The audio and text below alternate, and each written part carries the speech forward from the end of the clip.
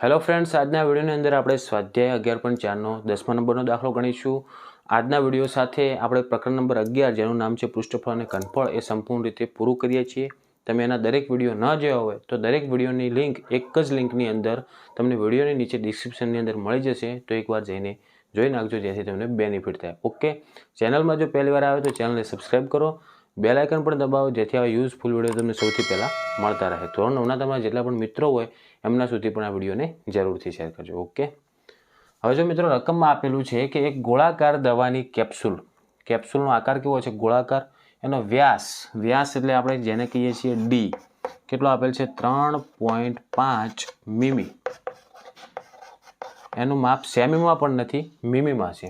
તો આ કેપ્સ્યુલને સંપૂર્ણ રીતે ભરવા કેટલી દવાની જરૂર પડશે? અને કાઉન્સમાં તમને કીધેલું છે મીમી ઘન, મતલબ શું? આપણે ગોળાનું શું શોધવું પડશે? ઘનફળ।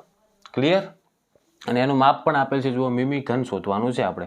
તો સંપૂર્ણ રીતે કેપ્સ્યુલને ભરવા માટે કેટલી દવાની જરૂર પડશે? તો આપણે શું શોધીશું? આ કેપ્સ્યુલનું ઘનફળ। ઓકે, ગોળાનું ઘનફળ તમે આ રીતનું લખી શકો, ગોળાકાર કેપ્સ્યુલનું ઘનફળ બરાબર ઘનફળ બરાબર 4/3 પાઈ અને આરનો ઘન કરવાનો, બરોબર। હવે આપણને ડી આપેલ છે, એના ઉપરથી આપણે શું મેળવવું પડશે? આર એટલે કે ત્રિજ્યા મેળવવી પડશે। આરનું સૂત્ર શું થાય? આપણે ડી ભાગ્યા 2, જે વ્યાસ છે 3.5 એને 2 વડે ભાગી નાખો। જુઓ, ડાયરેક્ટ ભાગાકાર કરશો તો પણ ચાલશે, અથવા તમે પોઈન્ટ કાઢશો તો નીચે છેદમાં કેટલા આવશે? ગુણ્યા 10। ક્લિયર? હવે જો 5 × 35, 5 દુ 10, 2 દુ 4 અને ઉપર વધ્યા 7। 7ને તમે 4 વડે ભાગી નાખો, 4 એકા 4, 7 માં 4 એટલે 3.0, 4 × 28, 2 વધશે 0 અને 4 × 5 = 20, એટલે કે 1.75। આર કેટલો મળ્યો આપણને? 1.75। આ ત્રિજ્યા મળી ગઈ। ઓકે, મીમીમાં।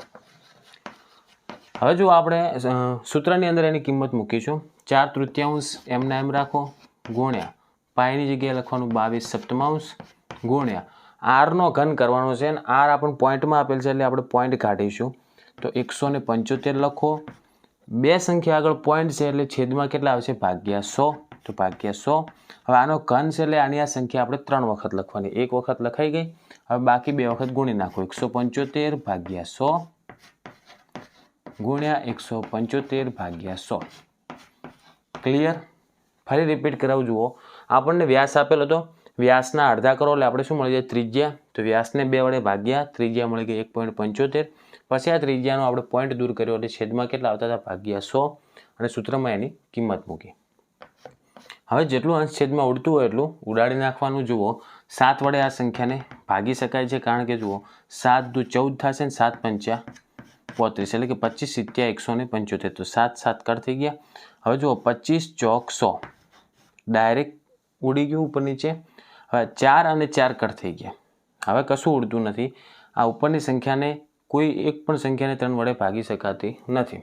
આપણે 100 × 100 એમના રાખીશું, કારણ કે લાસ્ટમાં આપણે જે ગુણાકાર આવે એનો આપણે પોઈન્ટ મૂકવા ચાલે। તો આપણે પહેલાં 175 × 175 કરીશું ને પછી એને ગુણવાના 22 વડે। તો પહેલાં આપણે ગુણીશું 175 × 175। હવે 3 અંક છે એટલે પહેલાં 2 0 આવશે, પછી 175 ને 1 વડે ગુણશો એટલે 175 થશે, વળી 2 અંક વધશે, 7નો વારો આવે એટલે 1 0 આવશે। 5 × 35, 5 વધી 3, 77 49, 3 52, 2 વધી 5, 7 એકા 7 ને 5 12। ક્લિયર? હવે આને 5 વડે ગુણીશું, 25 એટલે કે 5 વધી 2, 5 × 35 ને 2 37, 7 વધી 3, 5 એકા 5 ને 3 8। હવે આ બધાનો કરો સરવાળો, 5 ના 5, 7 ને 5 12, બગડો વધી 1, 5 ને 1 6 ને 2 8, 8 ને 8 16, 6 વધી 1, 7 ને 1 8 ને 2 10, 0 વધી 1 અને 3। આ 175 × 175 આવ્યા। હજી આપણે એને 22 વડે ગુણવા પડશે, તો આને ડાયરેક્ટ ગુણી નાખો 22 વડે, ગુણ્યા 22। પહેલાં 2 અંક છે એટલે 1 0 આવશે।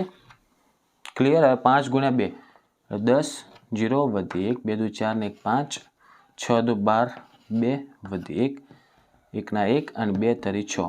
હવે સેમ ટુ સેમ આની આ સંખ્યા, કારણ કે જુઓ આ પણ 2 વડે ગુણ્યા હતા ને આને પણ 2 વડે, એટલે 61,200 ને 50. 0 એમને એમ રાખો, 5 એમને એમ, 5 ને 2 7, 2 ને 1 3, 6 ને 1 7 અને 6 ના 6. તો કેટલા આવશે? 6,73,750. હવે આપણે આ 6,73,750 જે સંખ્યા છે, આ જો ઉપર જે સંખ્યા હતી બધાનો ગુણાકાર આટલો આવ્યો ટોટલ. હવે શું કરીશું? પહેલાં આપણે 3 વડે ભાગી અને 1 2 ના પોઈન્ટ પછી જે અંક આવે ને એટલા સુધી એક અંક સુધી જ ભાગાકાર કરીશું. પછી ડાયરેક્ટ આપણે પોઈન્ટ મૂકીશું એટલે તમને સરળ પડે. તમારે શું કરવાનું? પહેલાં ઉપરની સંખ્યાનો ગુણાકાર કરો. એ જે ગુણાકાર આવશે અને હવે જે આવી કોઈ બી સંખ્યા હોય 3 7 એવી સંખ્યા, તો એના વડે આપણે શું કરવાનું? ભાગાકાર પહેલાં કરી નાખવાનો. પછી જેટલે પોઈન્ટ આવશે એ પોઈન્ટથી જ આપણે આગળ પોઈન્ટ મૂકવાનો. આ બંને જે 100 × 100નો ગુણાકાર આવે એના દ્વારા. તો આપણે હવે 6,73,750 ને 3 વડે ભાગવાના છે. તો 3 દુ 6, 0 7, 3 દુ 6, 1, 3 ચોક 12, 1 વધશે ઉપરથી આવશે 7, 3 પંચા 15, 2 વધશે ઉપરથી આવશે 5, 3 અઠ્ઠા 24, 1 વધશે ને ઉપરથી આવશે 0. તો 3 તરી 9. હવે એની સંખ્યા આવશે 1 વધશે. હવે જુઓ પોઈન્ટ 1 મૂકીશું ને પછી ઉપરથી આવશે 0, કારણ કે અહીંયા સંખ્યા પૂરી થઈ ગઈ. 3 તરી 9 એટલે કે આનો જવાબ શું આવશે? 2,24,583.333. આ રીતનો જવાબ રિપીટ થતો જશે. તો આપણે ફક્ત આટલું યાદ રાખીશું કે 2,24,583.3. હવે આપણે છેદમાં વધ્યા કેટલા? 100 × 100. તો એના વડે પણ ભાગવા પડશે. તો એકની પાછળ પહેલાં 4 0 કરો, 1 2 3 અને 4. હવે તમારે પોઈન્ટ કઈ રીતનો મૂકવાનો?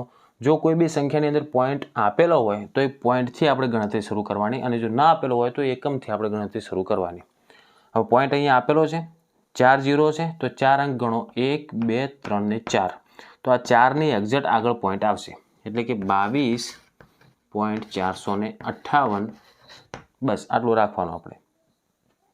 મિમીમાં માપ હતું એટલે મિમીનો ઘન. તો કેપ્સ્યુલને સંપૂર્ણ ભરવા માટે 22.458 મિમીનો ઘન દવાની જરૂર પડશે. ઓકે, તો છેલ્લો દાખલો 10મા નંબરનો દાખલો આટલે પૂરો થાય છે. આશા રાખું છું મિત્રો આ વિડીયોની અંદર તમને કમ્પ્લીટલી ખ્યાલ આવ્યો હશે, અને ખ્યાલ આવી ગયો હોય તો કોમેન્ટ કરીને જરૂરથી રિપ્લાય આપજો. વિડીયો ગમ્યો હોય તો વિડીયોને લાઇક કરવાનું ભૂલતા નહીં. ચેનલને જો સબસ્ક્રાઈબ કરવાનું ભૂલી ગયા હોય તો એ પણ સબસ્ક્રાઈબ કરી નાખો, અને બેલ આઇકન દબાવો જેથી આ યુઝફુલ વિડીયો તમને સૌથી પહેલાં મળતા રહે. ધોરણ 9ના તમારા જેટલા પણ મિત્રો હોય એમના સુધી પણ આ વિડીયોને જરૂરથી શેર કરજો. ઓકે, હવે મળીશું આપણે નેક્સ્ટ વિડીયોમાં. Thank you so much for watching my videos. Thank you so much.